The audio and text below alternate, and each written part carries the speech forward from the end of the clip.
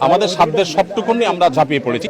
আমরা এই যাবৎকালে এখনো পর্যন্ত অর্থাৎ গত পরশুদিন থেকে কাজ শুরু করেছি। আমরা এখনো পর্যন্ত 700 মেট্রিক টন খাবার আমরা কিনেছি। তার সবগুলো এসে পৌঁছায়নি, যেগুলো এসেছে আমরা সেগুলো আজকে কাজ শেষ করছি। এখানে প্রায় 2000 স্বেচ্ছাসেবক এসেছেন। এর মধ্যে ঢাকা বিশ্ববিদ্যালয়ের প্রফেসর আছেন, আমি ব্যক্তিগতভাবে দেখেছি, চিনেছি। আবার ঢাকা ইউনিভার্সিটি সহ সমস্ত বিশ্ববিদ্যালয়গুলোর বিভিন্ন বিশ্ববিদ্যালয়ের স্টুডেন্টরা এসেছেন, বিভিন্ন শ্রেণী পেশার মানুষ এসেছেন, বিভিন্ন ব্যবসায়ীরা এসেছেন। তো এমন ছোট ছোট শিশুরাও এসেছে, তারা প্যাকেজিংয়ের কাজে হেল্প করছে।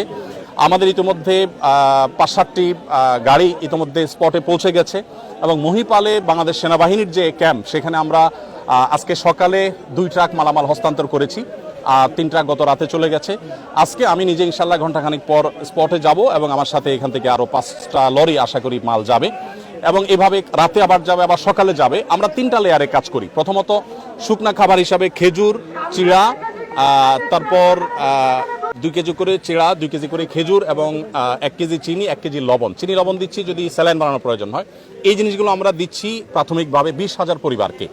আর 40,000 পরিবারের জন্য 10 কেজি করে চাল, 2 লিটার সয়াবিন তেল, 2 কেজি মসুর ডাল এবং 1 কেজি লবণ, 1 কেজি চিনি দিচ্ছি।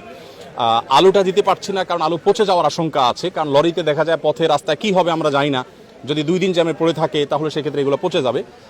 সেক্ষেত্রে আমরা হয়তো নগদ কিছু টাকা দিব যাতে করে তারা কিনে নিতে পারে। এটা হলো দ্বিতীয় লেয়ার, অর্থাৎ এখনও রান্না করার পরিস্থিতি নেই, আমরা শুকনা খাবার দিচ্ছি। খেজুর 4-5টা খেলে খাবারের কাজ হয়ে যায়। সেই সাথে আমরা একটু পানি শুকোতে শুরু করলে কাল বা পরশু সকাল থেকে আমরা চাল ডাল সহ ভারী খাবার দেব। এরপর তারা যখন ঘরবাড়িতে যাবেন তখন আমরা 25 কেজি করে চাল ইনশাআল্লাহ আশা করছি যে আমরা 20,000 পরিবারকে দেব। এরপরে 4th লেয়ারে গিয়ে আমরা 4,000 পরিবারকে ঘর বানিয়ে দেওয়ার প্ল্যান করেছি। পরিপূর্ণ ঘর বানাতে না পারলেও 4 বান করে টিন এবং কিছু নগদ টাকা 10 বা 20,000 টাকা, যেটি আমাদের সুযোগ হয় আমরা এটা দেবো।